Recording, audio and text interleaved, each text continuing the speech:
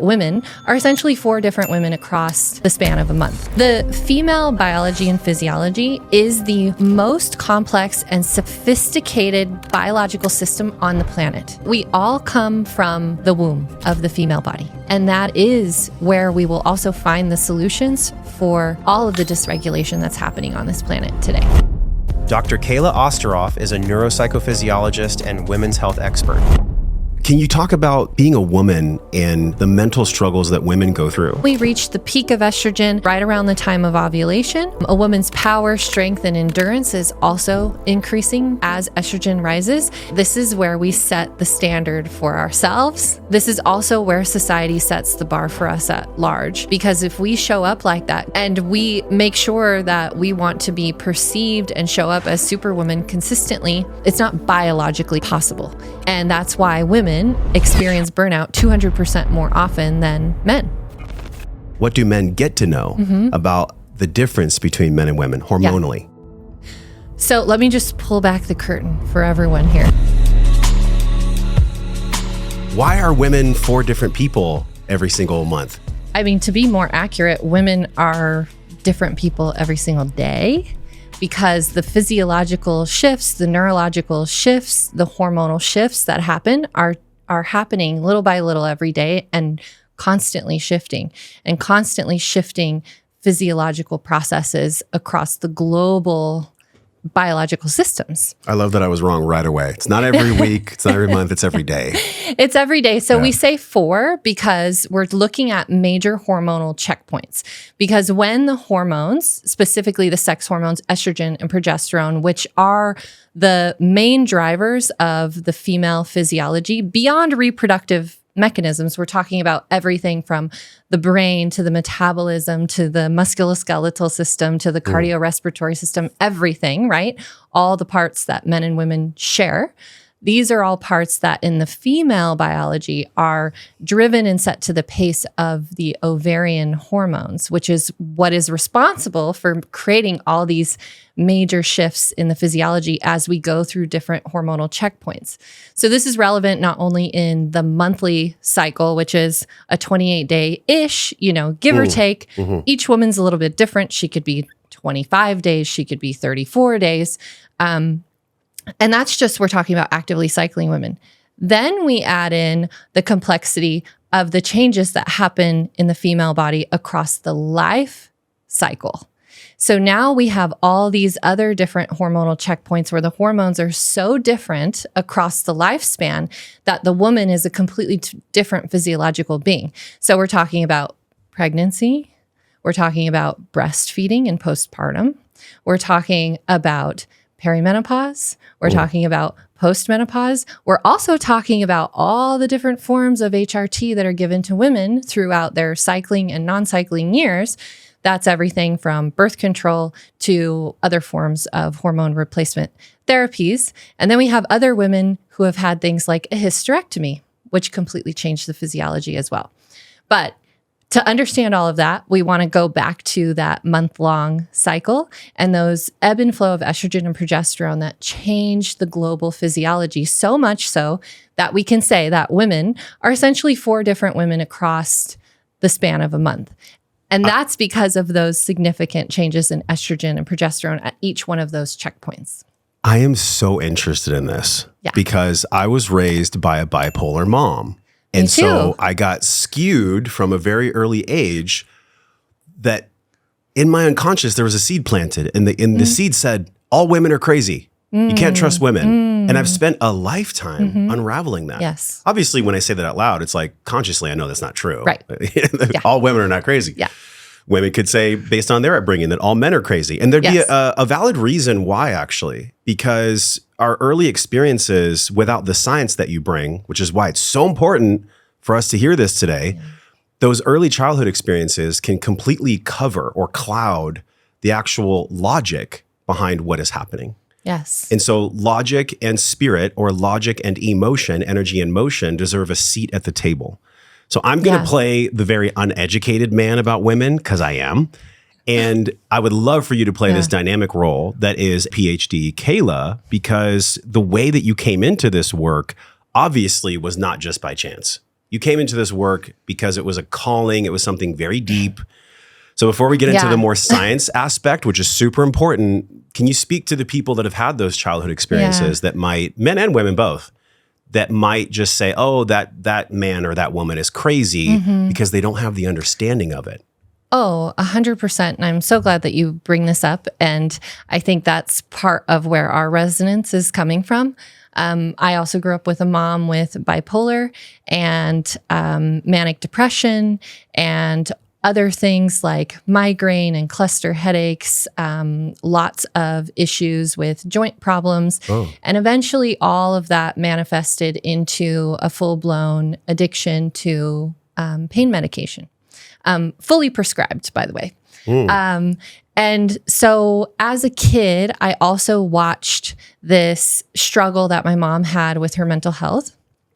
And I also knew that the family line, the women specifically within my family line, have all struggled with mental health issues, including my mom's mother, who committed suicide when she was 13.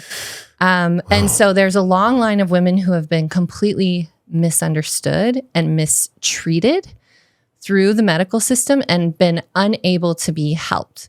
And my mom's still in that category to this day because of the things that we simply don't know and understand about the female body and how things are different. And this is why it manifests in things like mental illness. And if you look across the board at depression, anxiety, mood disorders, these things affect women disproportionately.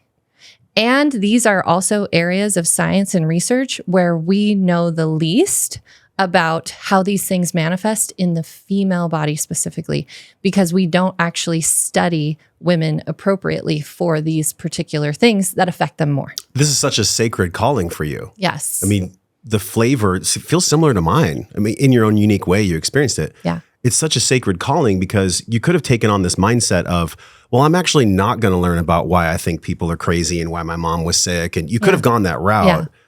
Was it curiosity that made you go the route of PhD?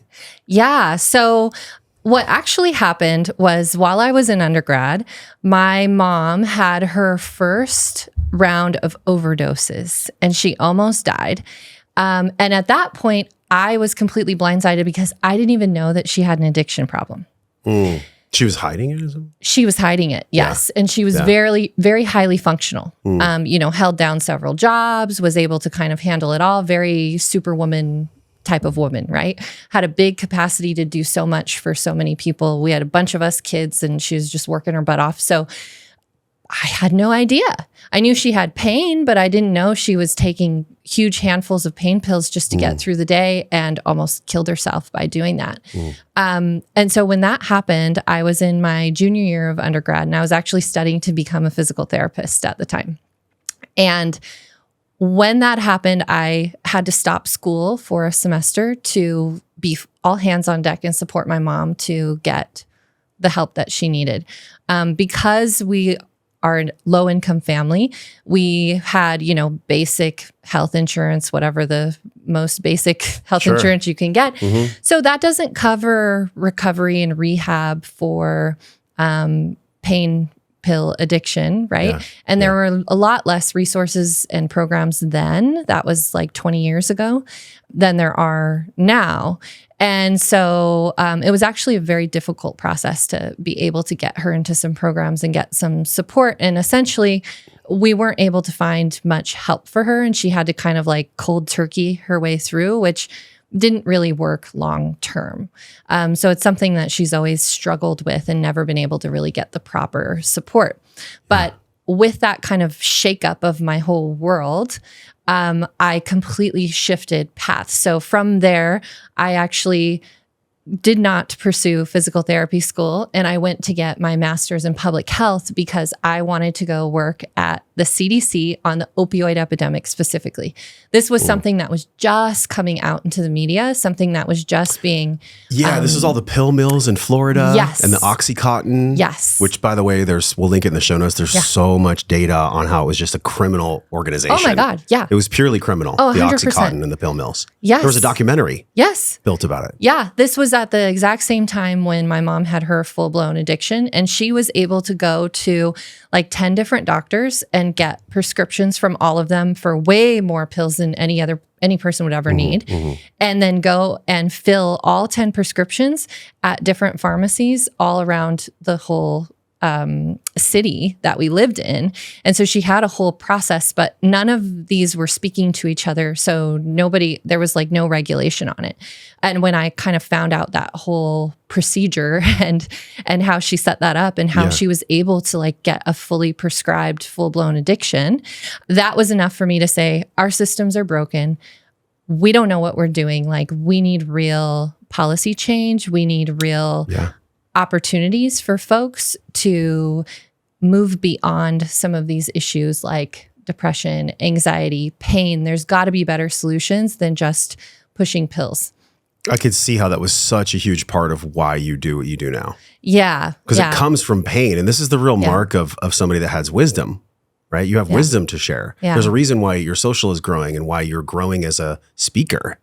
Because when you have real wisdom that comes from pain and you've learned how not to have your wisdom be clouded by your wound, it becomes so powerful because we can feel it on you. It's like my soul, my physiology can be like, okay, she's been through something. Yeah. I know in my own way, and many of us, probably, hundreds of millions of people across the world that have struggled with a parent figure who is mentally unwell. Yeah. But it literally doesn't have to be this way. Can you talk about the being a woman and the mental struggles that women go through? Earlier, you mentioned that it's traditionally more women. The percentage is higher for women that struggle with mental health issues than men. What's that all about? Well, a lot of it has to do with something that any of my followers have probably heard me say a million times by now, but I'll never stop saying it until we create real solutions, which is that women represent the largest gap in our health science knowledge, data, and research. We have not included women in clinical studies historically. This was the case since the beginning of scientific inquiry, when the first universities opened up and we started doing, human health research. We did not include women and female bodies in these studies because of the complexity that arises from the female physiology. And some of the complexity you talked about when we started the podcast is not just the 4 people. It's these other layers of life as well. So many other layers. And it's the constant shifting of the physiology that makes women almost impossible research subjects. I study women exclusively now, and it is terrible. It's a real nightmare because you have to control for so many more factors when you're looking at a female subject than when you're looking at a male subject, because the male subjects are biologically consistent day in and day out. So if you're looking from today to tomorrow to the next day, or today to someday next week, your biology works on a 24-hour system that resets and repeats every day. This is the case for men. And even though, yes, there are some changes that happen slowly across the lifetime, just like all beings, it is easy to compare from day to day because everything is pretty much the same. In a female body, that is absolutely not the case. Things, are shifting consistently every single day and significantly as we hit these different hormonal checkpoints. What happens in the research is it makes a study, for instance, if you want to do like a point in time data collection study, which most people want to do, because what do we all want nowadays? Fast, cheap data. The only way to get it is to study male subjects, because you can do a point in time study. So let's say you only have so much in your research budget to collect the data. You need to get all the data from your subjects in one day. You can do that with male subjects. You absolutely cannot do that with female subjects, not even possible. And all the studies that are doing that, throw it out. Don't read the results. It's all garbage. Because women, again, are different beings at different hormonal states.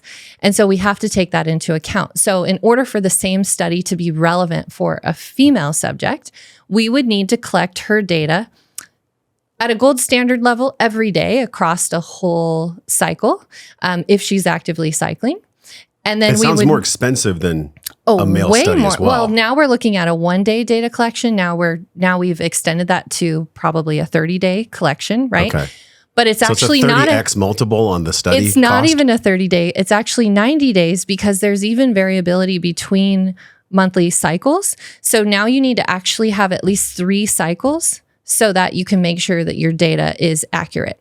So now you're looking at a 90-day study, a 90-day data collection, which is not only difficult for the researcher and way more expensive and way more time intensive. And now you've got like a ridiculous amount of data that you've got to work through, but it's also really hard on the subjects. And so loss to follow up and getting the subjects to offer that data consistently, unless it's something that's more passive, is also really difficult. And these types of studies, they're all across the board for all the different systems in the body. But which study have you found with the women being obviously needing? It's funny, as I'm listening to you, I'm seeing pictures, which we'll talk about. Yeah. I promise we'll bookmark that. Yeah. Your neuroscience education and everything you know about the brain.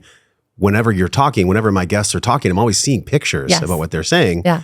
But I digress. So the complexity of a woman sounds like in science, it's not only not being honored, but it's probably part and parcel as to why our mothers suffered as well. Yes. Because they were not seen as these individuated beings in medicine, in honestly the shambles that mental health care was in the 80s and 90s anyways. Oh my gosh. It was a freaking graveyard.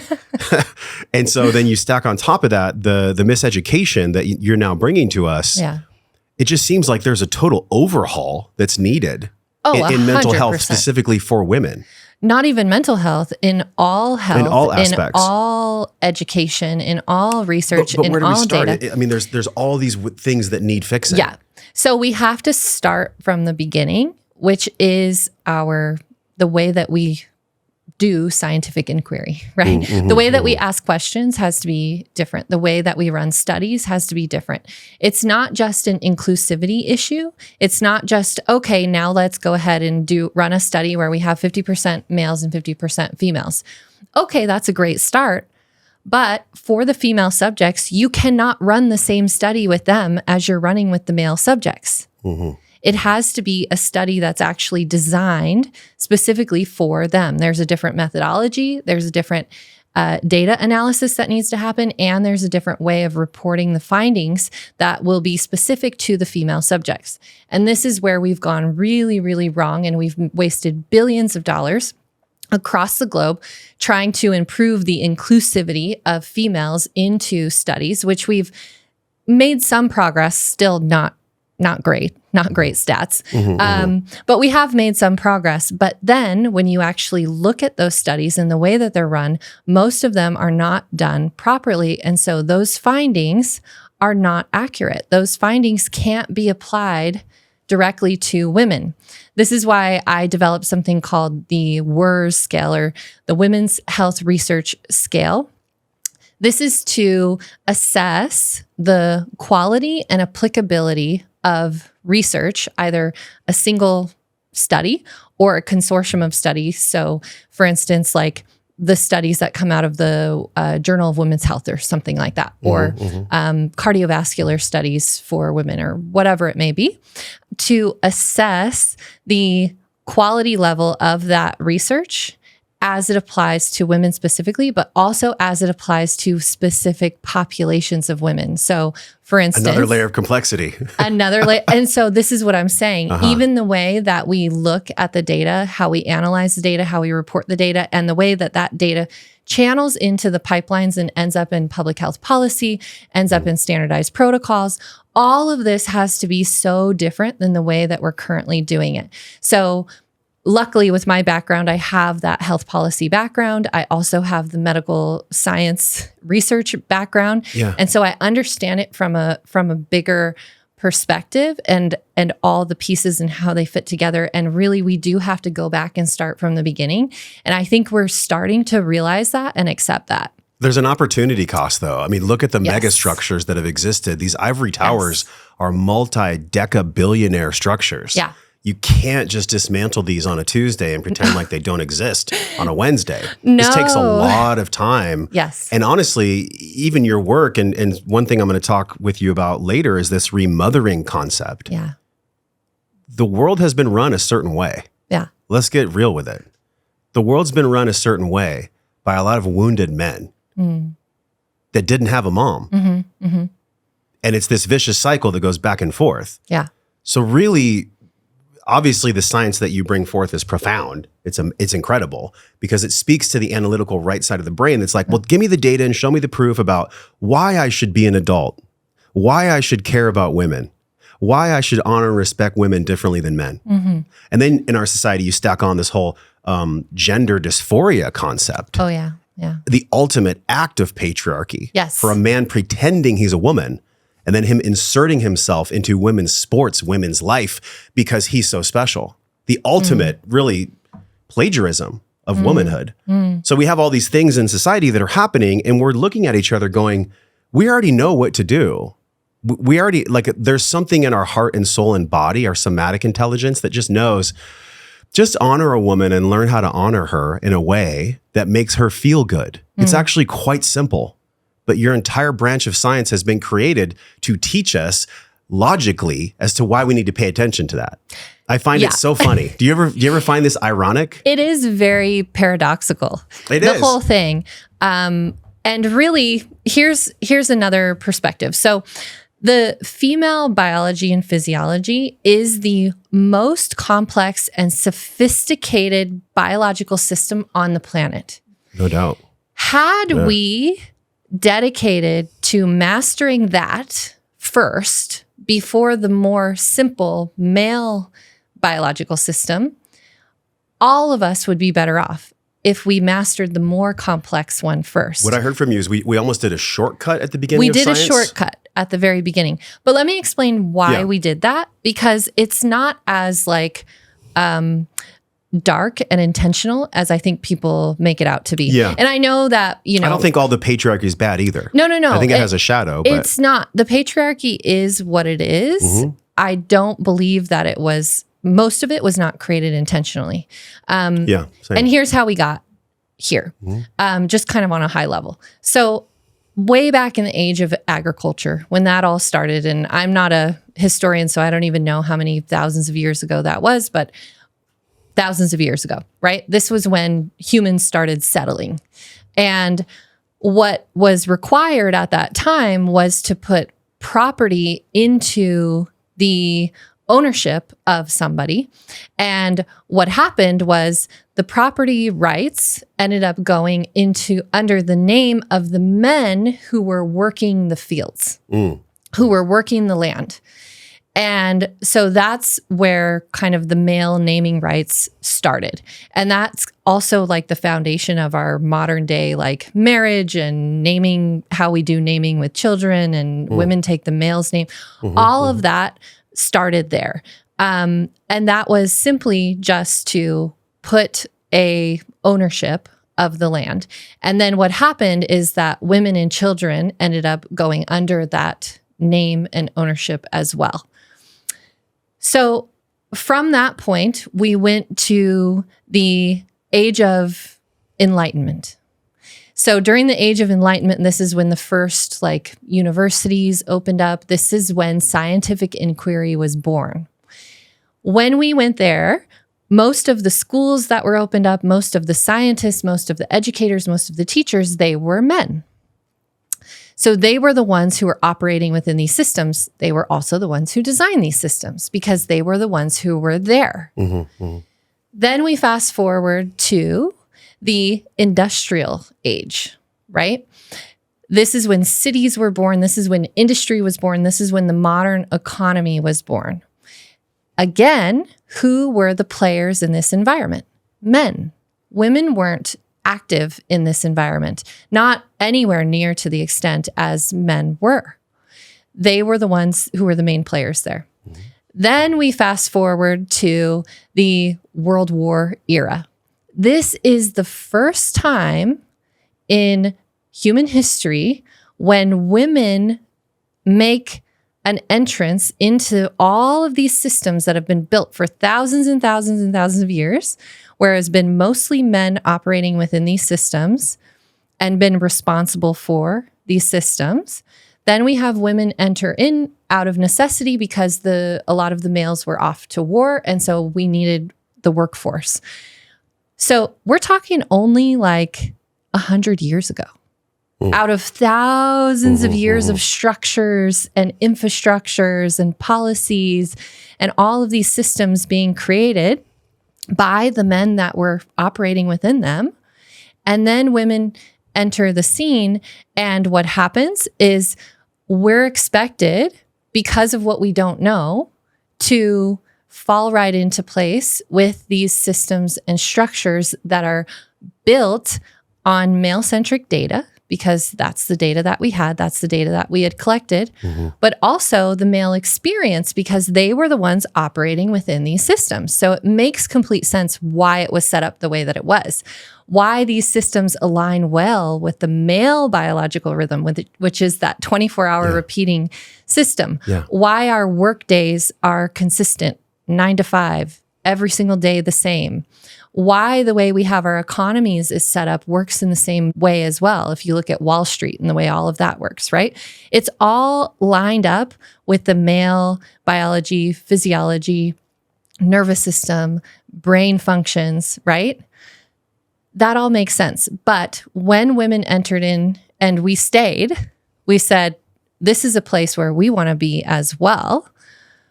The systems and structures didn't then just automatically cater to us and expand and include us.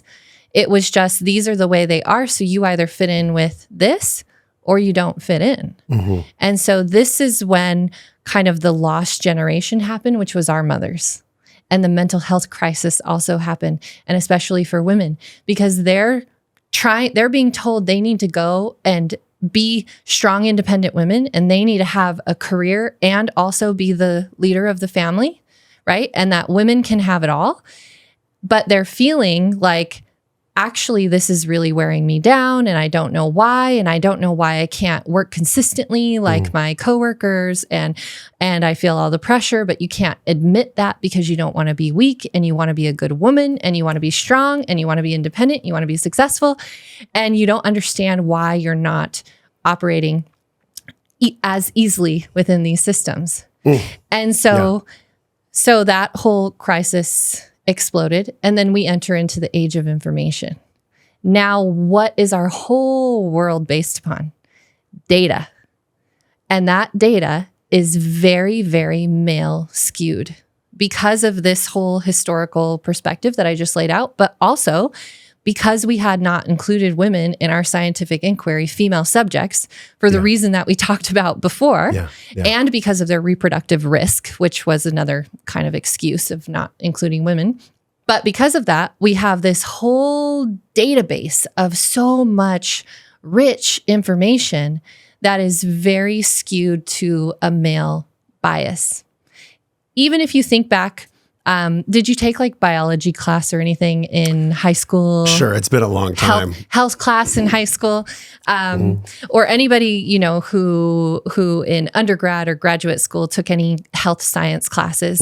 If you think back and you look, or if you still have your textbooks, this is kind of like a fun exercise. Go look at your textbooks and start thumbing through and look at all the images that are in there. All of them will be the male model, except for one area that is the only exception, and that is reproductive health. That's the only time you see a female body taught about or introduced in these textbooks. I totally can relate to that. Yeah. Even when I use GPT, it's like showing me a male, because I was mapping the neural tree, and I was like, interesting. It's just showing me a male body. Right? Yeah. I just want to give kudos to the history lesson you gave us. That was a badass history lesson, because our mothers were a product of that lost generation. Yeah. So it would make sense that if you're lost, the best thing you could ever do would be just to stop and just to be honest about where you are. But women in that generation had no advantage of stopping. They couldn't. They couldn't. Like my mom was a single mom, and she raised 2 boys. And so like she didn't have the luxury of stopping or of asking for help. No. And so the body's going to break down at some point. What I'm leading to is this amazing history lesson you gave us. Here we are in the age of information that you talked about. And now it's like, all right, well, how can we just how can we finally stop the war, the illusionary war of women need to fit in a man's workplace? And it's just like such an exhausting, really irrelevant conversation. It's just irrelevant to peacefulness and to wholeness. Yeah. The real conversation and a better question, a more empowering question would be, how can we just cohabitate in a space of mission-driven initiatives that align with a woman's hormonal cycle? Yes. That's really, it's like, can we just go there right now? What do you think that looks like? Yeah, I have a lot of ideas of how this looks. This is why you created Her Biorhythm. This is why I created that. This is why you could wake the men up? I teach. Well, no, it's not. We're not waking the men up. We're waking society up because women don't even know this. So it's waking men and women up. Yes. To the rhythm. Yes. Okay. Yes. Yeah. It's reconnecting women into that rhythm, that natural rhythm of their body, and it's inviting men to take a look at that and start to understand and be able to support that. And what we really need is not a whole, let's throw out the old system, let's just toss patriarchy out with the bathwater, right? Yeah.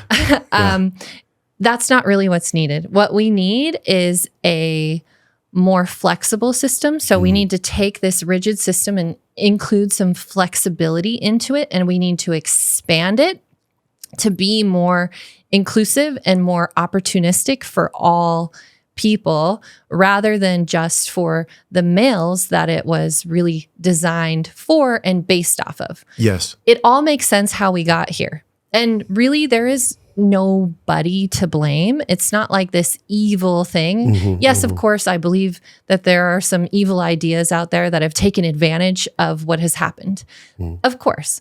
But it really makes logical sense how we got to where we are. So now let's just be aware and let's make the changes that are required, because what happens is we bypass the gifts that are brought in terms of leadership and in terms of, again, that biological complexity that is so sophisticated that females bring to the world. But if we keep ignoring that and we keep stifling it, then we're missing out on all of that opportunity. And it's such a waste. Yeah, it's a waste of energy, actually, because the truth is there, whether we want to look at it or not. I say that ad nauseum. That's one of my favorite phrases. It's there whether we want to see it. So we all feel the discontent. Yeah. It's almost like there's this interstitial tension that exists in the world. And I think a part of that is men just don't understand women because they were never taught to understand women. They were taught to deal with women. And this is a hard truth to accept, one that I am accepting in my life, especially where I came from, where you came from. Yeah. So if we're going to open up the space of real questioning and empowered conversation around what does it look like to understand a woman without losing, and this is what I think men fear, if I understand a woman too much, or if I let a woman do whatever she wants to do in the workplace, at home, whatever, then somehow I might be unsafe as a man, or I might lose my masculinity, which is really just a fear-based model. The empowered model that I'd love your opinion on, both academically and also as a woman, would be, how do we have both? How can we make this a yes and conversation when it comes to understanding each other without the loss of productivity, without the loss of growth, without those bright red lines that keep us safe, that men really, I think, I'll speak for men, we strive to offer these bright red lines. But how do we have both? That's the question that we really need to be asking. We don't need to be asking what is wrong with the current system and do we need to get rid of it, or who's bad or who's responsible. All of these are kind of wastes of time and energy. Right. What we need to say is what is needed to co-create together, what is needed so everyone can be supported in the unique way that they need to be supported for their specific physiology.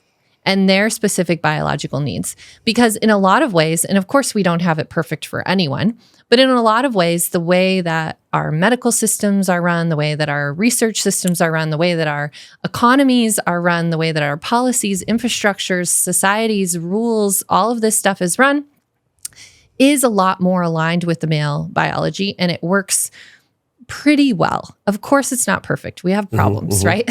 When you say biology, do you mean like the suprachiasmatic nucleus? Do you mean the sleep-wake cycles? Do you mean something else? Like, I mean the rhythm of the biology. So again, that 24-hour repeating cycle and system that is very consistent, that is very productive in the way that we view productivity. Yeah. I always say that the neurophysiological gift of the male biology is productivity. There are many, but this is like the big one, right? And this is something that we want to leverage. This is something that is so beautiful and absolutely needed. We need it. We need it, especially in the way that our society is set up today, which is not going anywhere, right? It's going to be like this for a while. So we need to learn better ways to leverage the gifts versus just ignore them or try to make everybody the same. The neurophysiological gift of the female biology is creativity or creation, right? So if you even think about what is the purpose of the female body, to create new life, right? That is what's responsible for all the complexity that makes us so confusing and misunderstood and not studied, right? So we want to be able to protect that, honor that, and leverage it for societal progression in partnership, in tandem with productivity, production. It's so good. I know you have many layers. I just want to speak to this one layer, and then we can get to 2 and 3 and 4. In my heart and in my body, it is such a painful experience for me to witness what is going on with this whole dysphoria conversation. Now, I'm not here to feed it. I'm not here to shine light on it and let's get angry at it. It doesn't need any of that. No. What it needs is a parent. It needs a parent. That movement, if you want to call it, is really just a sideways energy of, in the Bible, they call it the Jezebel spirit. We could call it sideways sexual energy. We could call it whatever we want to call it. But it's this confusion, even the term, the scientific term, dysphoria, there's a confusion, but there's actually no confusion at all if you just listen to your body. I can see your hand on your stomach, right?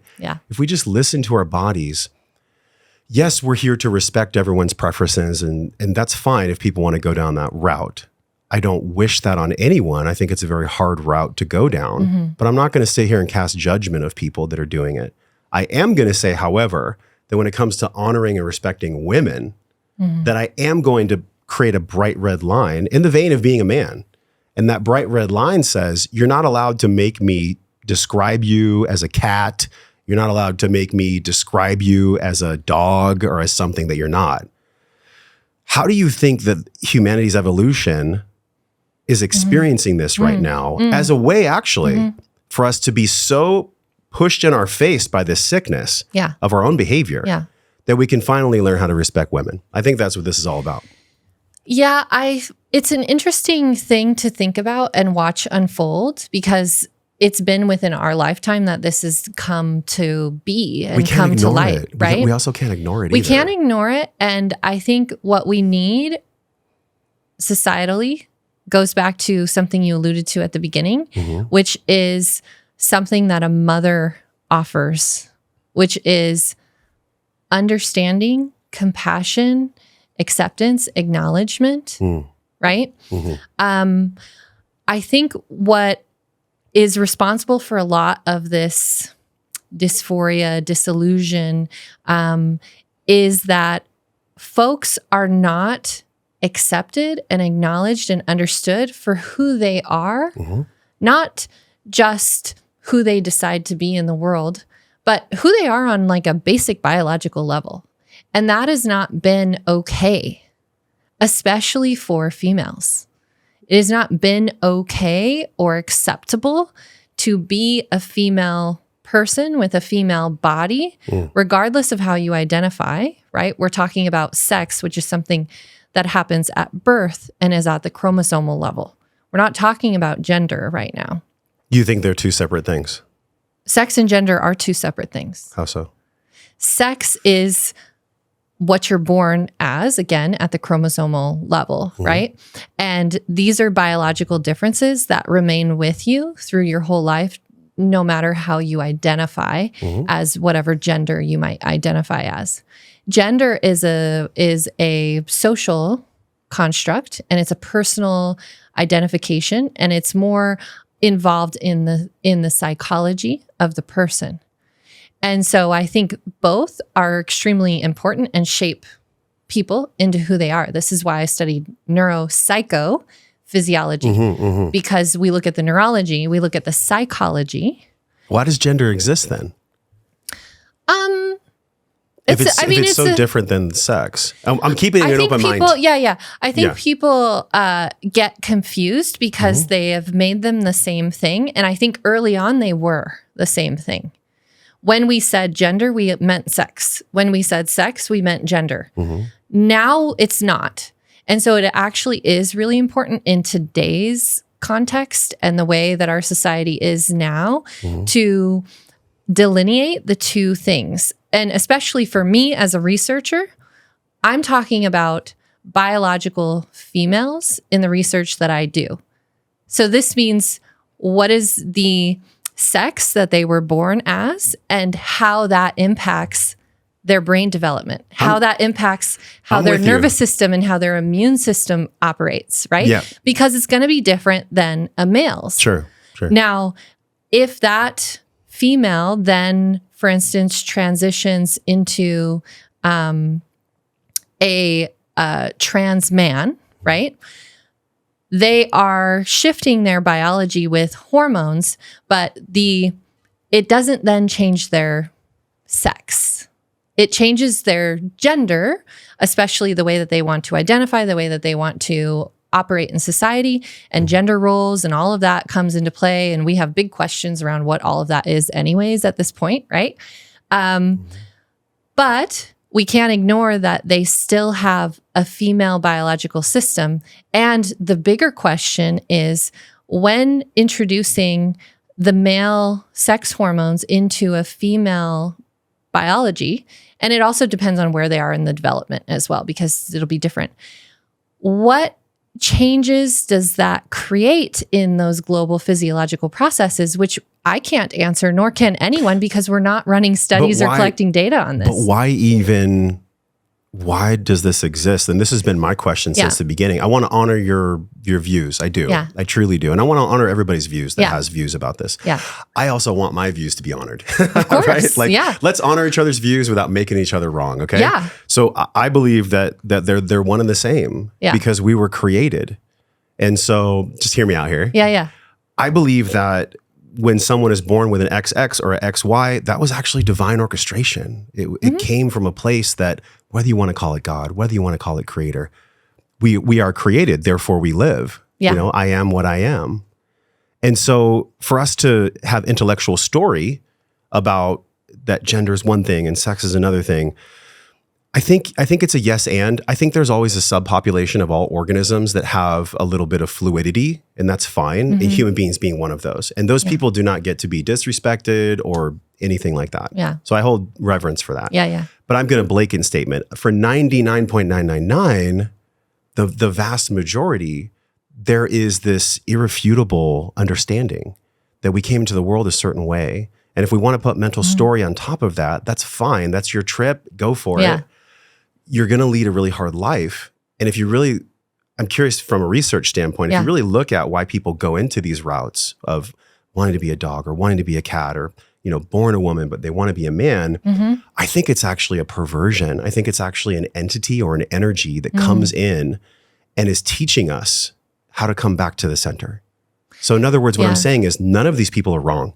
And none of this stuff that's happening isn't part of the design. I just think we happen to be in a page in the story where it's all happening and we're trying to make sense of it.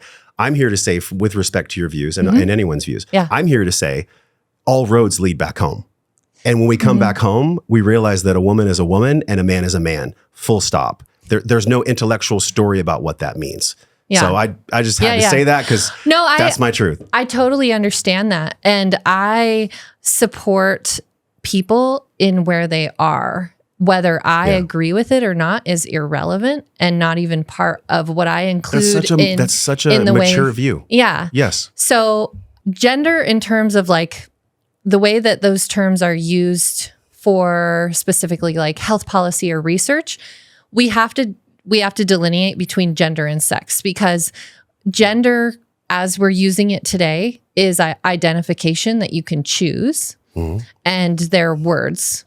Sex is a biological predisposition. They're words. They're Kayla. words. Yeah. They're just words. Exactly. Yeah. So that's what I mean by those differences. But I do wonder how all of this would be different had we had a greater understanding of the female sex. I think that's where it comes from. Had we, again, mastered that more complex physiology from the beginning, and had we honored the most complex, most sophisticated biological system on the planet and its ability to create new life, we'd be in a different place. We wouldn't really be having these conversations, I think, around polarity and this versus that. Or even, I don't think there would be a need for people to identify as anything different than what they are, because we would just be accepted for what and who we are. I don't think TikTok would exist.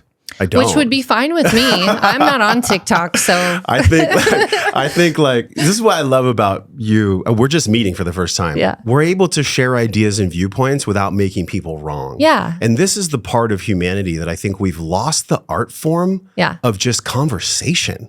Which is why podcasts, they stick to your spine, because finally we're having a damn conversation about something instead of just posting our wounds online. It's such a show. Yeah. So I love this because I do believe, and I think you're bringing the scientific understanding of how essentially all roads do lead back home, which is how can we honor men and women as different biological beings without them taking away from each other, which is actually a very illusionary bifurcation. The bifurcation of men and women being at war is complete bullshit, in my opinion. It's a societal conditioning, if we want to get down to the word of it. What's your take on this? I completely agree. Especially because, again, when we're looking at those neurobiological gifts, they fit so beautifully together, right? What the male biology, physiology, brain, all of it offers is so complementary to what the female system offers.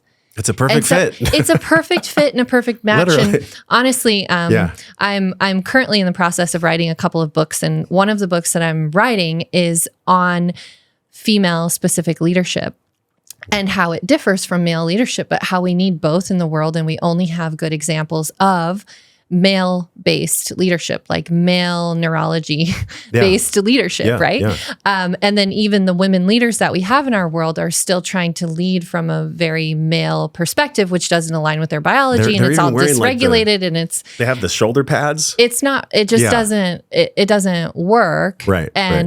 But my perspective is, if we had balanced, healthy individuals, which is the baseline of what we need in our leaders, should be a requirement. Yeah. Unfortunately, it's not. But if we had healthy, balanced individuals, I think that it would be beautiful to have every world leader, every decision maker position be a male and a female that works together, because it brings both perspectives, and the world would change so significantly if we could do that. I'm so on board with this. Yeah. I'm so on board with this, because this is the whole reason why, in the podcast logo, it's on the screen right now, y'all, the triangle in the logo of my entire mission is to understand feminine energy in myself. Yeah. And to bring feminine energy to the table so I can learn from it. It's not rocket science. We've just not done it for quite some time. So that's why most of the audience is women. And that's why the other portion of the audience is men that want to learn about women. And, to quote Jung, the anima and the animus inside of us. Yeah. This is the duality of really leading us to a singular expression and understanding of that we're all one and the same. Yes. I just come back to this point all the time. We're literally all one and the same. It almost makes me want to cry just even talking about it. It's so beautiful. We are literally, we come from the same garden. Can we just learn how to play with each other and respect each other as different, but one and the same? That's the core of my understanding. We all come from the womb. We come from a womb. The womb of creation, That's right? right. We all come from the womb of the female body. Yeah. We all come from there. That's where it all started for no one here all of us. Yeah. And somehow we forgot that, and somehow we don't honor that, and somehow we don't respect that, and somehow we don't realize that that is the key. And that is where we will also find the solutions for all of the dysregulation that's happening on this planet today. Beautifully said. Look at that key you just described. If the key was a key of wisdom, what is the wisdom that you're bringing? And how exactly in her biorhythm specifically is this key unlocking? So again, it goes back to this complexity, which from a scientific standpoint, we have looked at as a problem. We have looked at as something that needs to be solved or resolved or eliminated. Yeah. And even across society, we try to make everybody the same. We want everyone to be consistent. How many times have we all been taught consistency is the key to success, right? That's not true, actually. It might be more true for males than females, but certainly for women, it's not true because we're not consistent beings, not in the way that we think about it, right? Sure. You're consistently inconsistent? We're consistently inconsistent. I don't say that as a knock, by the way. It's a beauty that women have that we don't have. It's a beauty. So what if we could embrace that inconsistency? If we could embrace that complexity, if we could embrace that constant evolution and be okay with the discomfort of not being able to stand solidly on something, then we would evolve. That just hit my body right there, what you said. All of us felt that because that's why it's in the logo, because I've just struggled so deeply, even looking at how we started this conversation, our shared understanding of our mothers, right? And how that's playing out, you and I as adults in our specific lanes of work. Yeah. And so there's beauty in the wound. There's beauty in us not honoring women, actually. It's crazy. Yes. It's crazy to even think about. Because we're part of this story that's leading us back to the understanding that we're all one and the same, but here we are. It's great if you want to listen to a podcast and somebody says, all we are is one, just love, brother. But it's true fundamentally, and maybe at a different time, it'll ring true in a different way. Yeah. But here we are. And so the key that you're bringing in this understanding of our biorhythm is so profound, because I have, through my own conditioning, been so confused by my fiance. Yes. I'm just like, what is your deal? Like, what, what's it going to be today, Carrie? Yeah. You know? And so I was actually, full transparency, one of I don't know if you know him, but he's been on the show before. His name's Mike Zeller. I don't know if you know Mike Zeller. Yeah. And he said, you would be very wise to bring on a female hormone expert to your podcast. And I'm like, okay. So I searched around in our entire industry, and your name just came to the top. So from a hormonal perspective, what is the overarching thing that we really get to understand as men? What do men need to know?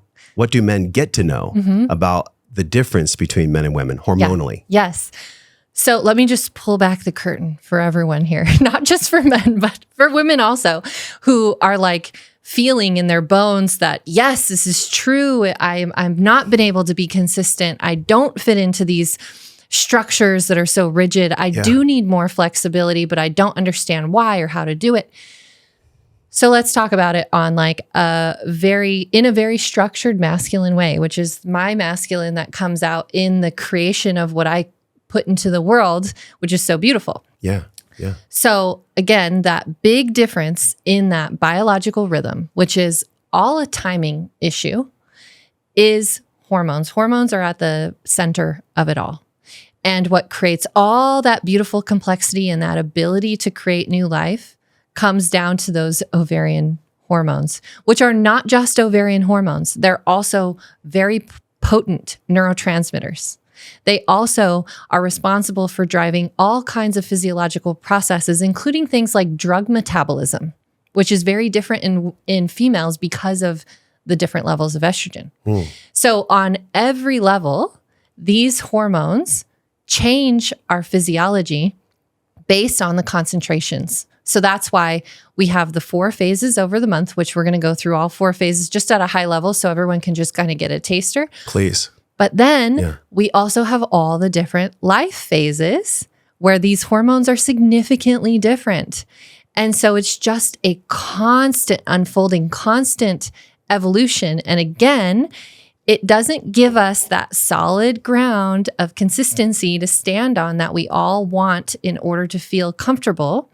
But we need to start becoming uncomfortable with a constantly shifting ground below us. Damn it, Kayla, you're making us get comfortable with the uncomfortable. Yes. And that's my which whole is the purpose beauty of the life. chalice of renewal of the feminine energy. Yes. Go ahead. Yeah. Go ahead. So we'll start with phase 1 of the female I'm already feeling biorhythm. uncomfortable. Yeah. Good. Yeah. All right. We like this. Yeah. Okay. Yeah. And as by the end, maybe you'll like feel more comfortable with that discomfort. Yeah. Let's lean into it. Okay. Yeah. So starting with phase 1, which is if we're looking at just the menstrual cycle or just the ovarian hormone cycle, we have these 4 different phases. We have the menstrual phase, we have the follicular phase, we have the ovulatory phase, and we have the luteal phase. But the female biorhythm is broader than just the ovarian hormone cycle. The female biorhythm is inclusive of the global female physiological shifts and processes that happen that we are honestly just starting to uncover. There's so much more to be discovered.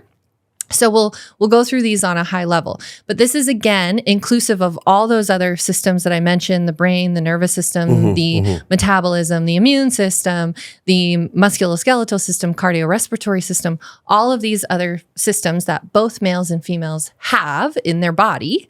In the female body, operate on a different rhythm, this month-long rhythm, because of those shifts, those global shifts that are caused by the ebb and flow of estrogen and progesterone across the month and across the life phases. Oh, yeah. And if you stack pregnancy and conception into that, my gosh, that's a whole different. That's a whole podcast. Okay, that's a whole podcast. We'll talk about that later, maybe. Yeah. And, post-menopause or perimenopause. I mean, these are things that we need to have this is why it's a lot deeper conversations. It's on the screen right now. Yeah. Okay. If you're a woman who's literally so into this, but you've been so confused by it. Yeah. Just go right now to the program. Just tell them exactly what the program is. Yeah, absolutely. If you go to herbiorhythm.com, there's a few different offerings there. But one of the ones that we're actually about to start in a couple of weeks is the certification in women's neuropsychophysiology, where we get deep into all of these global differences across the female body that ebb and flow with the female hormones across the month and across the life phases, and those major sex differences that are much ignored in our society, that are certainly ignored and not included in our infrastructures, our policies, our systems, the way that we operate, our expectations, our workplaces, and how we need to integrate that information into all of these places. So it's kind of like the female biology, neurology 101 that we all should have gotten like in high school. Thank you. Or even whenever we took the first sex ed class, we should have learned about all of this stuff, but we never got. I had to shout it out right now. And plus you gave a discount, which is really cool. Yeah, so yeah. if y'all head over to, we actually made a link for you. So it's joshtrend.com/herbiorhythm. And if you use the code Josh, you get 10% off. Yes. Now, I'm sure that women are flocking to this. Yes. Are there any men that are in a specific lane of service in life that require this kind of education? Oh, yeah. So any health practitioner at all really needs this information.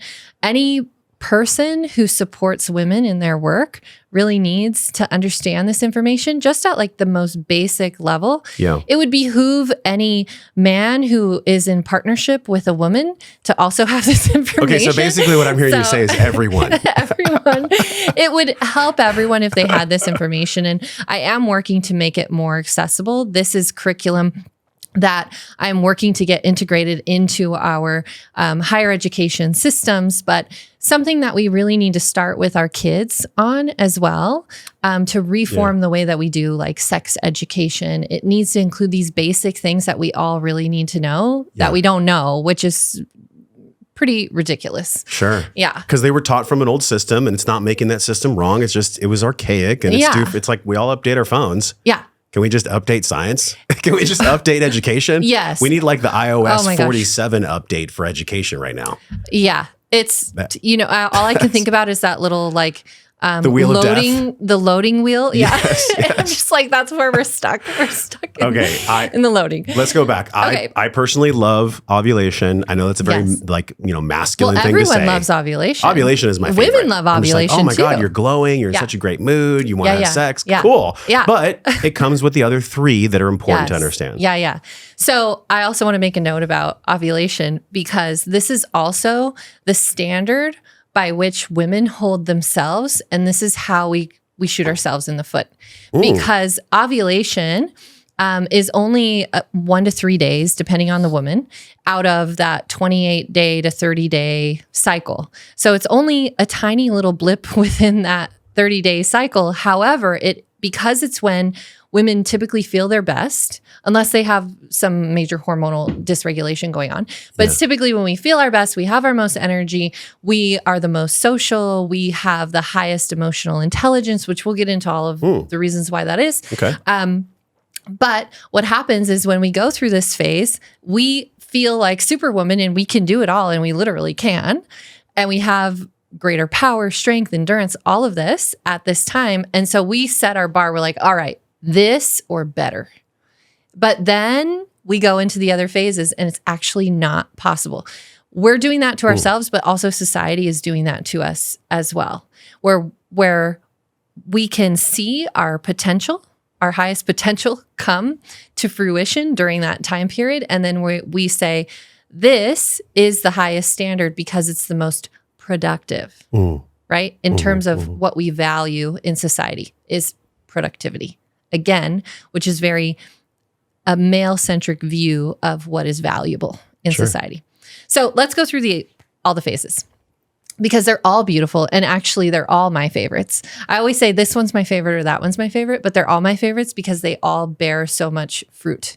If you understand it and if you give each one the acknowledgement and the support that it needs, there's so much that's available there. So phase 1 is the menstrual phase, if we're talking about the ovarian hormone cycle. But I call this the shedding phase if we're talking about the biorhythm at large, because not only is it a shedding of the uterine lining for those who are actively cycling and have a period, which not all women do, but it's also, if you look at what's going on neurologically, metabolically throughout all these systems, it's also a shedding and an opportunity to shed what no longer serves. It's a renewal energy. So what happens during this phase is on a hormonal level, this is when estrogen and progesterone, both of those 2 key ovarian hormones, are at their lowest level of the month-long cycle. So what happens when those hormones are at their lowest level, there's kind of this global physiological downshift of everything across all systems in the female body. So what that looks like metabolically is a slowing of the conversions of macros through the citric acid cycle into the generation of fuel, ATP for the cells, also the conversion of fats and sugars and proteins into fuel for the body. Those metabolic processes, all of that also slows down during this time. So even there's a change in caloric requirement, for instance. There's less of a caloric requirement when those hormones are low, but what do we actually do in society? We do the opposite because we're dysregulated. So this is oftentimes when women will say, oh, I crave sugar or whatever, and they're going for these things that are actually not in alignment with the requirements of their body at that time, causing further dysregulation. So there's a downshifting of the metabolism generally during this time, and there's less fuel available for the body, but also for the brain. What we also see happens in the brain is that there's a slowing of our excitatory and mood-boosting neurotransmitters. So we're talking about epinephrine, norepinephrine, glutamate, serotonin, dopamine, all of those. There's a slowing of the activity of those in this low hormonal state. So that kind of sounds like a bummer. And that women have to experience this every month. Like, sure, that's not fair. Yeah. However, it's actually beautiful, and it's actually really interesting to see what happens if, for instance, we look at how the cognitive skills shift during this time. And what we see is that the female brain and cognitive skill sets shift into more of an introspective state at this time, and also become more sensitive. The nervous system is more sensitive. The immune system is more sensitive during this time. And if you look at the brain differences between men and women, it's also interesting to see that those processes that are responsible for the woman's intuition, which is a real thing that we can now actually measure with modern scientific tools, but that those cognitive processes are actually heightened during this time. So a woman's intuition is actually higher or heightened during this time period if she allows herself to slow down, go inward, be more introspective, and use her resources in a smart way. So I want all women, especially who are listening to this, to think about this as looking at resources and allocating resources in the most effective, smart way. We know that in this phase, we have less of certain resources: energy, fuel, neurotransmitters, right? Certain neurotransmitters, excitatory, mood boosting. This is the phase where there's the most crankiness potentially? I wouldn't say... I'm not saying it has to be, but... Is it this phase, or is it It actually might be right before this phase that could be the possibility. I'm taking for notes. That. Yeah. We're taking notes. Yeah. But it could be during this phase as well, just because of, again, that heightened sensitivity. So it really has to do with how well is this female body being supported and getting the biological needs met. Yeah. Then the answer to your question could be yes, if the answer to that is no, right?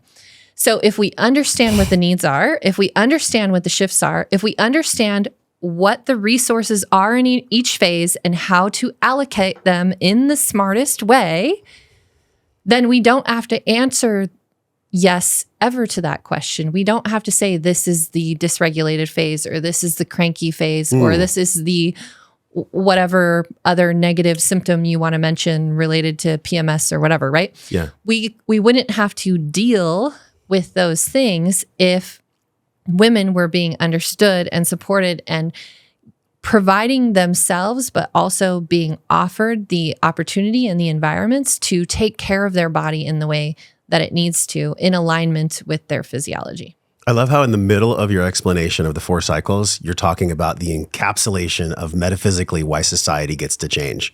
Yes. I like how you just slide that in there. Just a little. I know we're talking high level science, and the whole world must change. Yeah. Which is true. It's true. Yeah. So from that phase, we shift into a state where estrogen is rising to a peak. So estrogen becomes the star player of the next phase, which in the ovulatory cycle is called the follicular phase. In the overall biorhythm, this is more of the planting phase. And so planting the seeds for success is how I kind of like to look at this phase. So during this time, as estrogen rises to a peak, metabolic processes speed up and start to work more efficiently. And so we have more fuel for the body, more fuel for the cells, more fuel for the brain. At the same time, those excitatory and mood boosting neurotransmitters start to increase. We also get a hippocampal activation in the brain.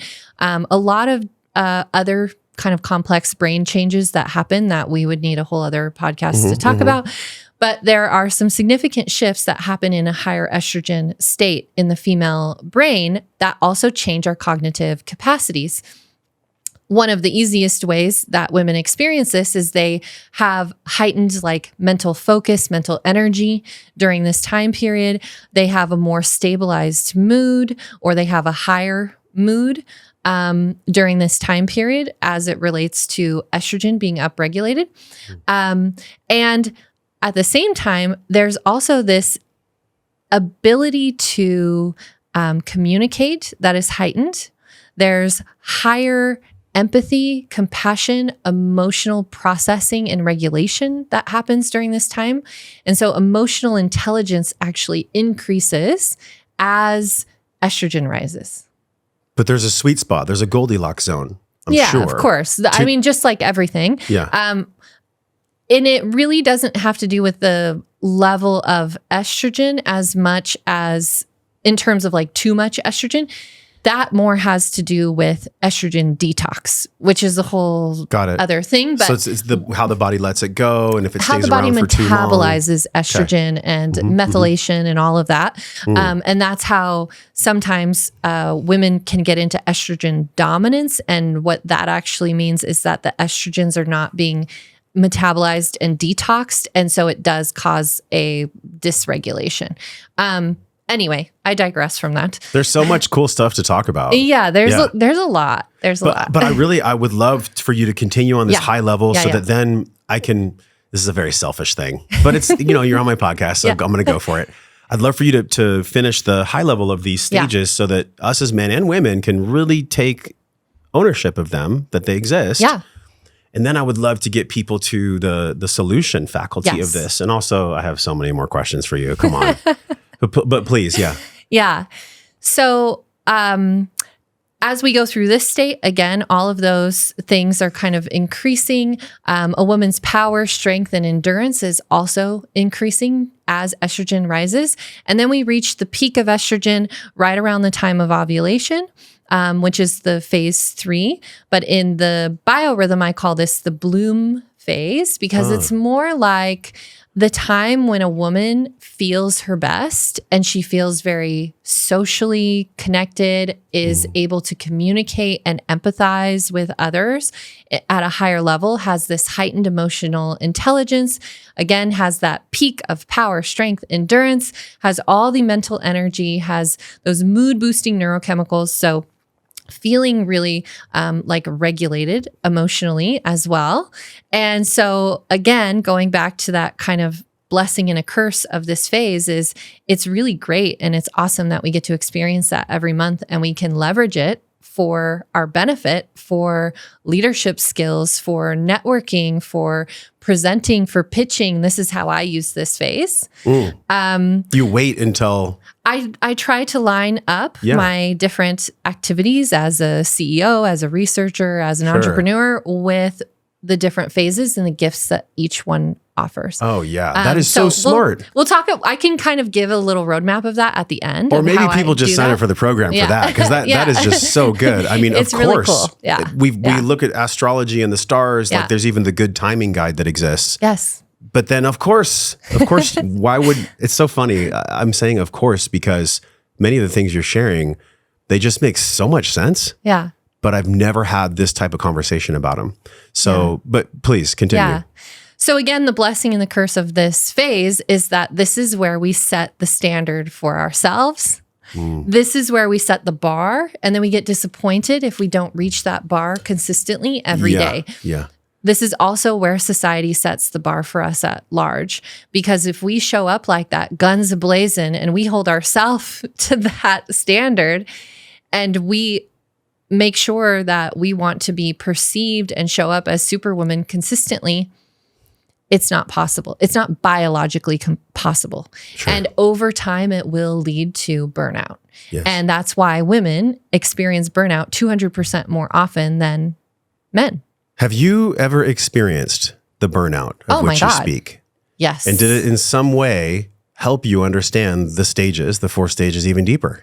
Yeah, this was kind of what put me on this path to understand the female body more intricately, in addition to seeing all of the gaps in our research and our knowledge and our data at my time at CDC, and seeing how the information that we had on the female bodies and female physiology was so poor, yet we were creating population level standards and metrics and policies. And so that kind of, really made me sick. But then I was actually sick because I was so dysregulated. I showed up the same way, working in corporate, working at CDC especially, where it's highly competitive. And I was amongst a lot of male colleagues working in a field of science. And I wanted to be the best. And I'm very competitive. At the same time, I was also competing. We talked about this a little bit before the podcast, but I was competing as a duathlete on the national level, and eventually made it all the way to Team USA and was going to go to the World Championships. And then COVID happened. Thank God, COVID saved me from myself. But while I was doing all of that, it was absolutely insane. I was holding myself to that standard of my superwoman self, which only was there occasionally, but I was forcing myself to work at that level. And eventually I completely burned out my adrenals and I completely burned out my sex hormones, because that's what happens is first you burn out the adrenals, and then the adrenals, which are the backup system for the sex hormones, and it's all interconnected. The sex hormones then take a hit and they start to get burned out. And when I eventually tested my hormones at the time when I'm competing at a national level, like one of the top duathletes in the nation, my hormones were that of a 90-year-old woman. And my doctor was like, this is not good, and couldn't even really understand how I was operating at the level that I was. But it was sheer will. Sheer will. Yeah. Yes. I have to ask you this, and I know we're all feeling this. What was the unhealthy fear? There was something unhealthy. There was something in dis-ease that was driving you to compete at such a fierce level, both in the CDC and athletics. That what was underneath that? I needed to prove myself. I needed to prove that I could be better, really, than my male counterparts. I had to prove for my mom's sake, who always taught me I need to be a strong, independent woman, that I could do that I could achieve, that I could be the best, that me as a woman could overcome the adversity of my childhood, but also the adversity of being a woman and rise to the top of my field and be the best one in my subject matter. That was what I was going for. And even in competition, I wanted to be the best. And I was. Did you get kind of a kick that you were that? Yes, of course. This is how I received love. This is how I received recognition. Yeah. And it was how I valued myself. But at some point, the hormonal cascade took over and you couldn't sustain that identity anymore. No, I couldn't sustain it on a physical level. Yeah. I couldn't get through the day without crashing. I had crazy mood swings. My hair was falling out. My skin was exploding. I was certainly not fertile at all. And I had all kinds of issues with my sleep, with everything. And my relationships were suffering. The only thing that was succeeding was my career and my competition. Yeah. And everything else was crumbling behind the scenes. But everybody was cheering me on and saying, oh my God, good job. We You're love the best. to see this, don't we? Like you said, we want women always at that one side. What was the cycle, by the way, just so we can be re-educated? The one that society wants women to stay at? What is that cycle? That's the ovulatory phase, or that's phase 3, the bloom phase of the. Of course, that was the one that I said I love the most before you educated us. And I'm planting that seed. So for my own education publicly, I just want to give my unconscious mind and all of our minds as men specifically, and women, the permission to just accept these cycles for what they are. All of the phases, because they all bear such beautiful gifts once we understand them. I was a surfer for a long time, and I lived in Encinitas, and it was wonderful. And some days I would like design my whole day and I would go out and there'd be no waves. Oh yeah. And the tide would be out.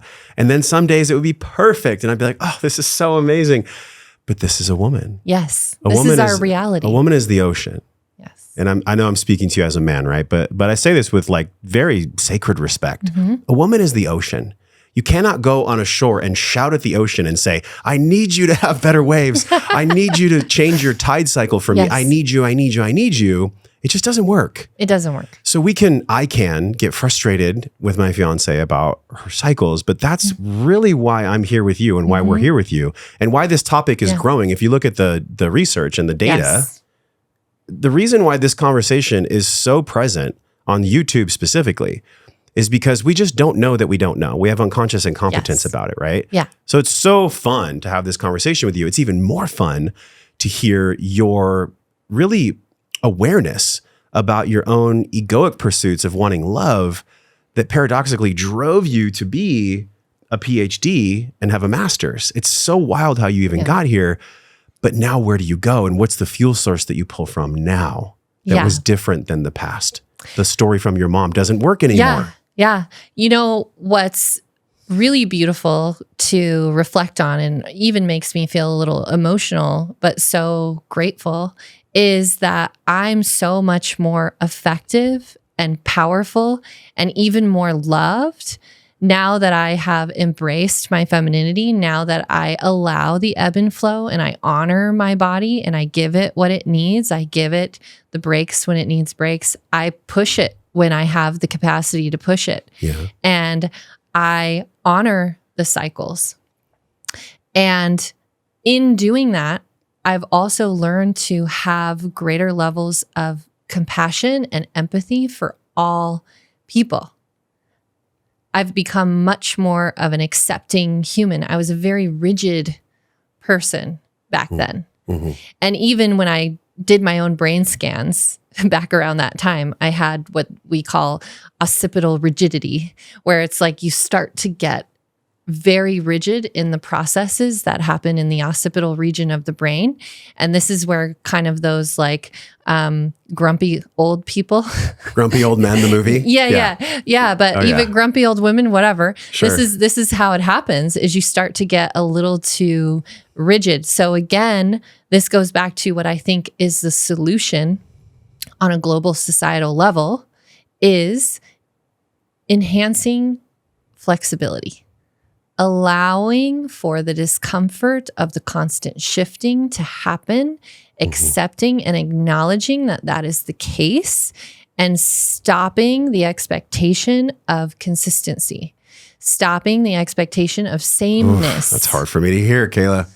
I know. It's really hard because I'm like, because that's how your body works. I'm such a man, and I'm like, I don't want to hear that. But Yes. also, how can I let myself hear that? Yes. How can I really hear what you're saying? Yeah. Yeah. Your life will become a lot easier when you can allow for the inconsistency of your female partners, whatever those are in your life. Just one. Yeah. But I mean, you have a mother or did have a mother at some point. Yes. And you have, maybe aunts and sisters or cousins. Oh, got it. So you mean partners, like not whatever intimate or non. Yes, any kind of partnership, right? Got it. So when we can start to allow women to be inconsistent, but like you said, they're consistently inconsistent, to allow them to ebb and flow with their physiology, to allow them to lean into those different cognitive gifts that come online at different hormonal states and phases in their month and in their life. When we can embrace that, when we can leverage the complexity rather than look at it as a problem that we need to solve for. It's so good. There's so much here. And honestly, we're just scratching the surface. Yeah. This is why everyone gets to do your program. It's on the screen again, y'all. Yeah. So joshtrent.com/herbiorhythm. I cannot let you go unless Well, we have to get to the fourth phase. Oh, we didn't get to the fourth phase? No. Oh my gosh. This is such a masculine thing that I did. Yes. All right, I'll put my question to the side. You wanted to stop at the best one. I'm seeing myself play out here. This is my own egoic teaching. So I'll put my question to the side. I know exactly what it is. Please continue for the fourth. Okay. So the fourth phase, I always say this is my favorite, but really they're all my favorites because they all are so beautiful and offer so much. But this is the longest of all the phases. It's called the luteal phase if we're talking about the ovarian hormone cycle. I call this the grow phase if we're talking about the female biological rhythm, because there's some really interesting shifts and changes that happen here that are so beautiful that really need to be understood and leveraged in order for our world to be healthier and for our society to evolve and change. We really need to understand this piece. So it's the whole back half of the ovarian hormone cycle. It's about 2 weeks. And both of the weeks are significantly different from each other as well. So week 1 of this phase is very different than week 2 of this phase. Week 2 of this phase is the one that gets the bad rap, and that's where PMS might occur, or PMS symptoms is what I should say. This is like the irritability, et cetera. Yeah. So that might happen. If that happens for a woman, that happens in that second week of this phase. But this phase is marked by a totally different hormonal shift that happens, a totally different hormonal landscape. So now estrogen is low, but progesterone is rising to a peak. So progesterone is the star player during this phase specifically. So as it relates to estrogen going back down the other side of that curve, right? And slowing down metabolic processes, excitatory and mood boosting neurotransmitter, all of that is happening during this phase.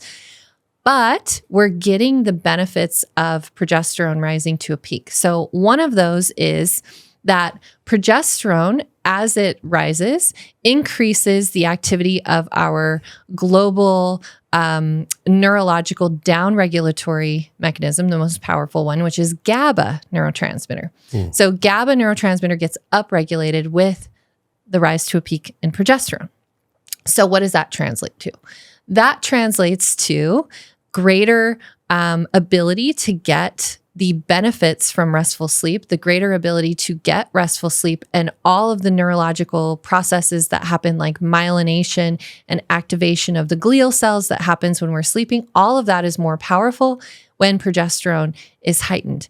And so it kind of gives this beautiful reset to the brain, and it increases the capacity of the brain in certain ways.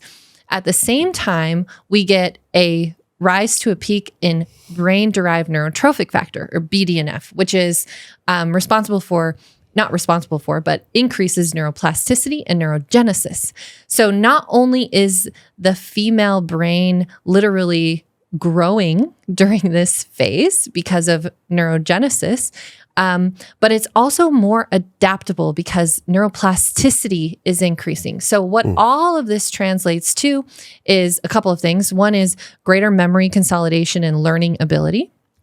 It also translates to a higher cognitive state for adaptability. So adaptation, creating new habits, learning new skill sets.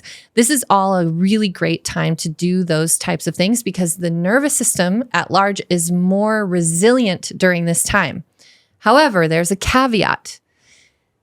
The nervous system is also becoming more and more sensitive as we go back towards phase 1 again, back towards that low hormonal state again.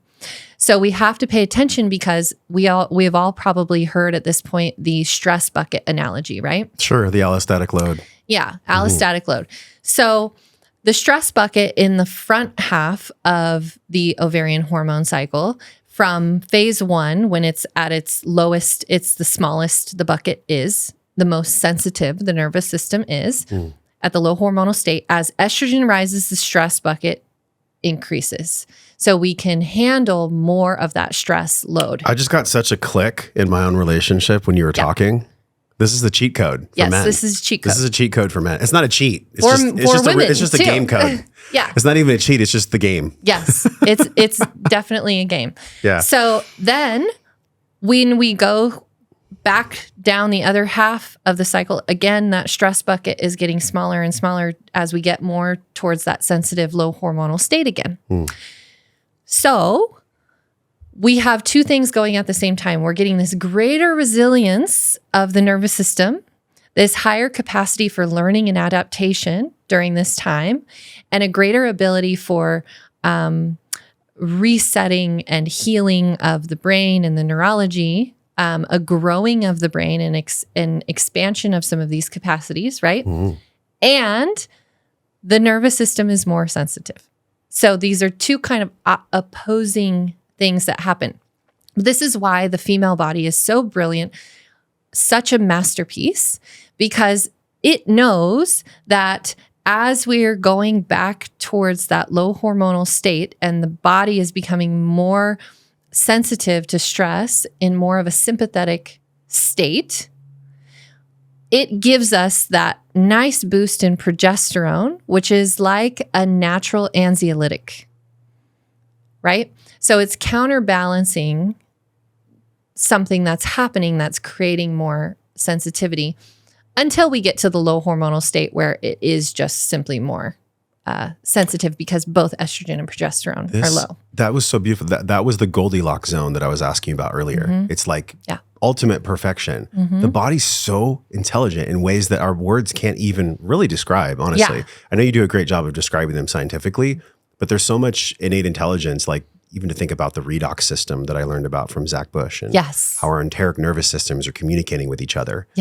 Interesting how during the whole theater, it was like, stay 6 feet apart from yourselves. That's the redox system. You can just, there's a corollary there.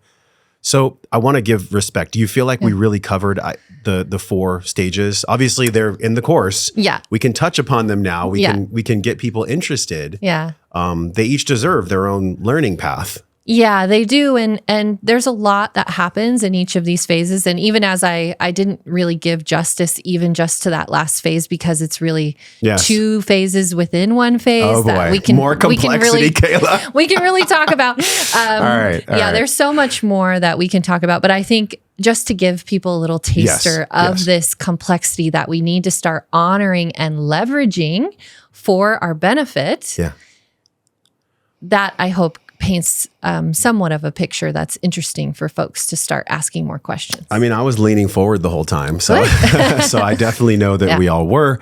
My question I've been burning to ask you this whole interview, it's around my course of work, emotional epigenetics, and learning which of the epigenome turns off the different genes that are either from trauma or trust. And I found in my research, and I spoke about this at the conference, that there's the cherry blossom study that was done that showed the excitatory response of the rats that smelled the cherry blossom, and then they measured their nervous system for 2 years. That was 2 years impact. But then I found more studies, and there's even more coming out, that it could be actually 4 to 7 years of impact on the neural tree, how it's pre-wired. Can I ask one question? Yes. Did they include female rats? It's a great question. They typically don't. Most lab animal studies are with males. I'll pull up the slide in my head because we think in pictures. Okay.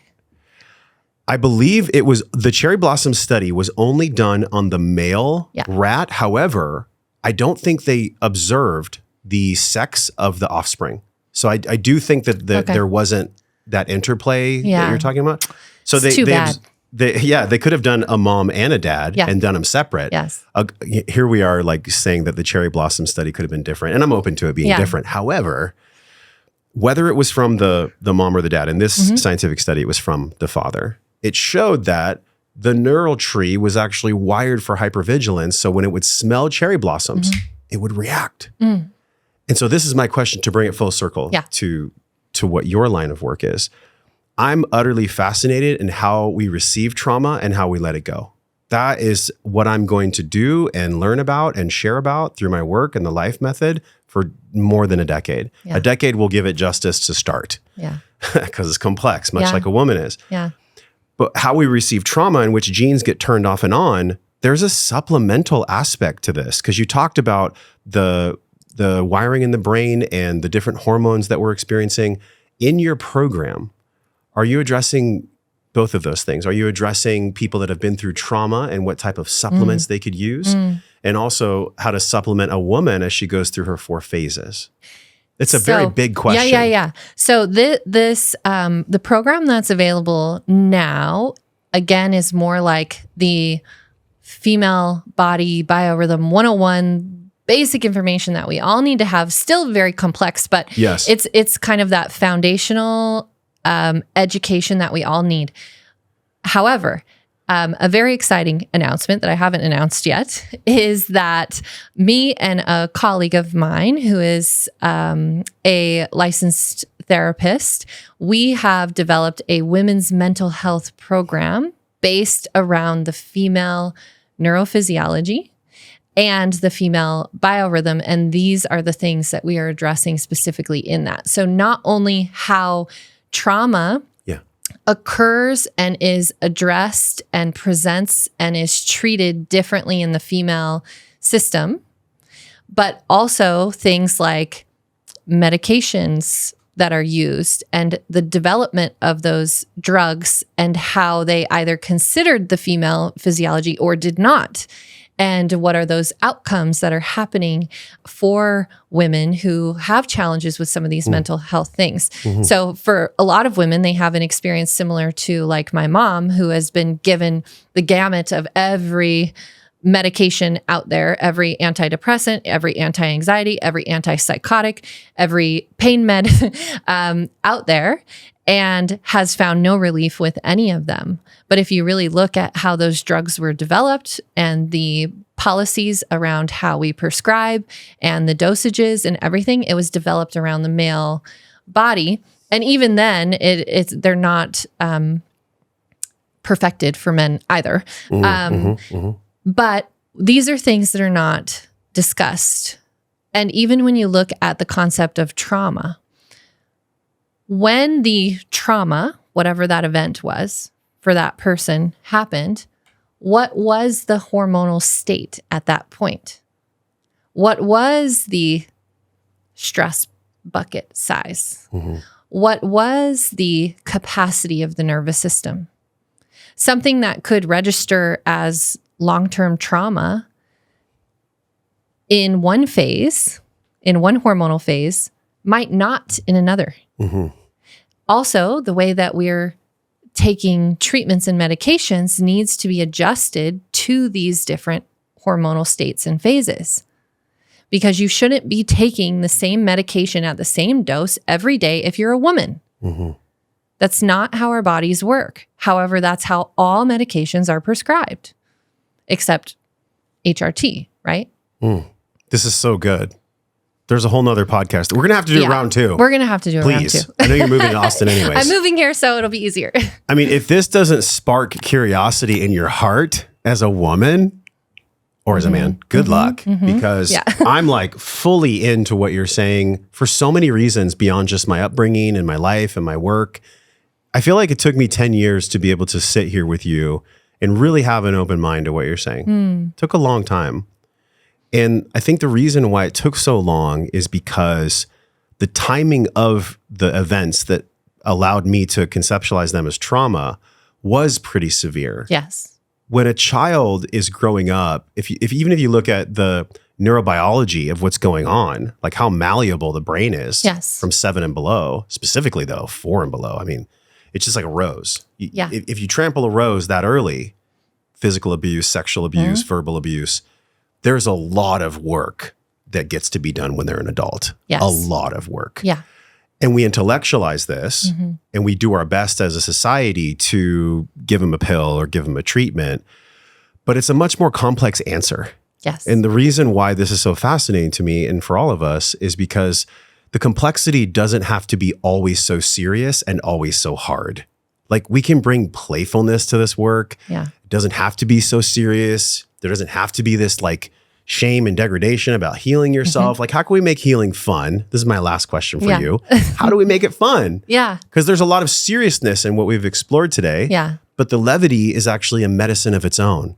I feel like no matter what phase a woman is in, I can always bring my fiance levity. I can always bring her playfulness. And it usually is going to work out pretty well. Yeah, it's funny because my dad would always ask me as a kid, why are you so serious?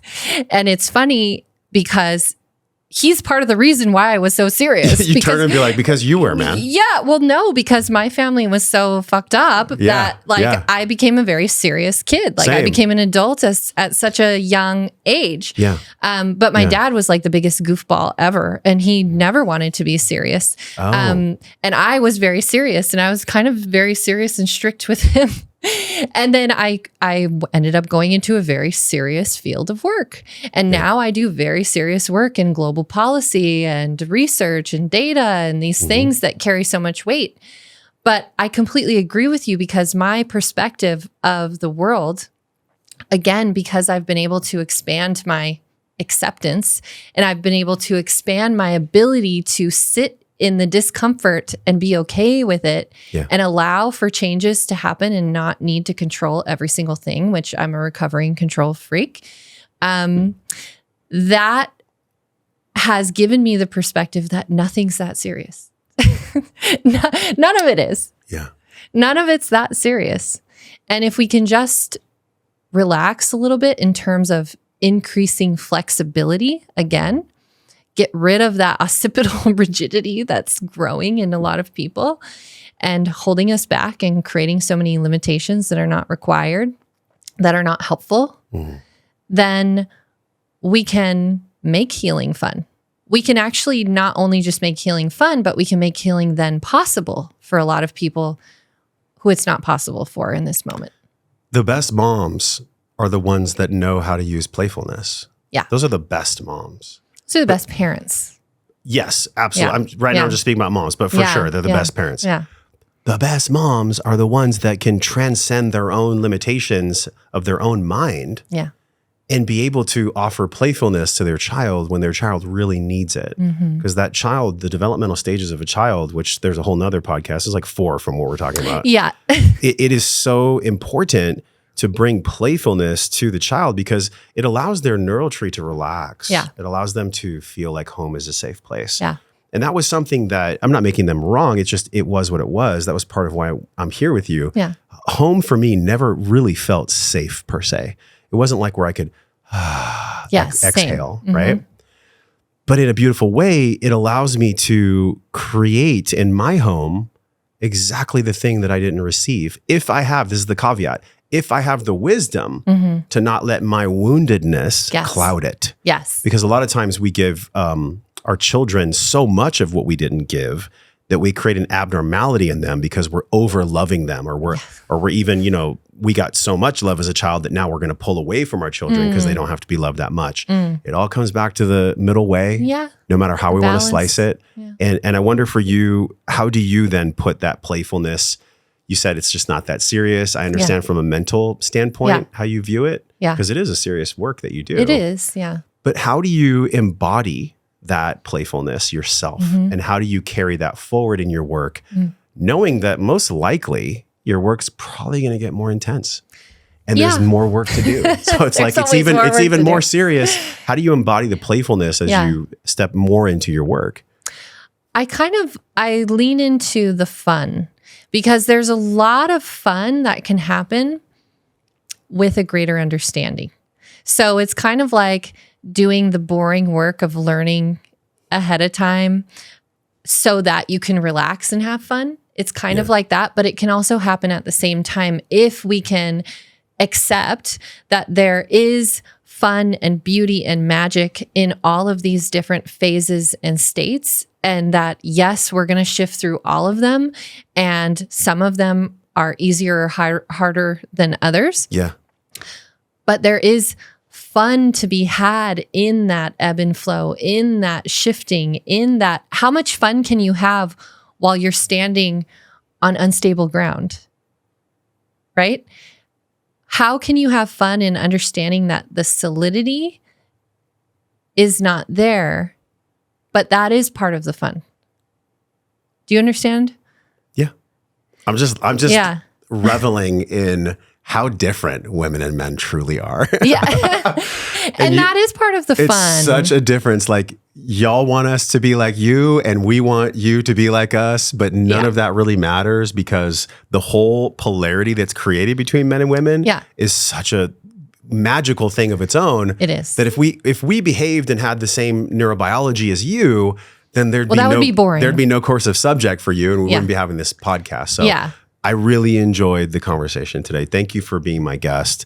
It's on the screen again, y'all. If you get to enroll in this program, especially if these things spark curiosity, like follow the curiosity. Yeah. That's what we're doing here. Yes. And wherever that curiosity comes, keep feeding that. So I really appreciate you being here. Thanks for sharing your wisdom. And I think you did a really good job and you'll continue to grow in everything that you're doing. I can see it. I remember we connected years back. I think you had like less than 10,000 followers or something. Oh, yeah. So there's a reason, and I'm just acknowledging your growth publicly. It's because you're doing something that you really enjoy. And if we can learn from people like that, the world's going to be pretty amazing. So thanks for being here. I agree. Thank you so much for having me. This was a lot of fun. It was fun. Super fun. share this podcast with somebody who is struggling mentally, who is in a relationship where they just don't understand the cycles, which is most likely all of us. Yeah.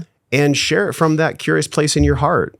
Make sure that whatever you do today, that you don't just listen to this podcast and then put your phone down or stop what you're doing. Take a breath and allow this stuff to sink in, because it's so important. It can literally change your life. So until I see you again on another podcast with Kayla, we're both wishing you love, wellness, but most importantly, peace and power. You cannot have power unless it comes from peace. We'll talk with you soon.